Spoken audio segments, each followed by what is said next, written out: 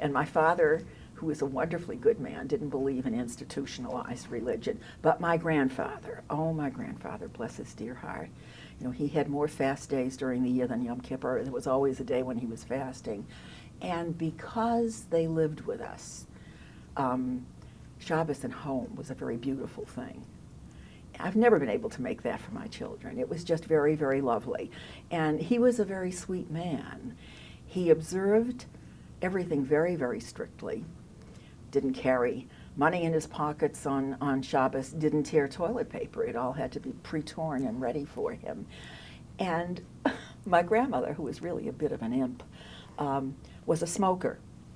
And so she and my sisters would retire to the living room and smoke, and he knew that.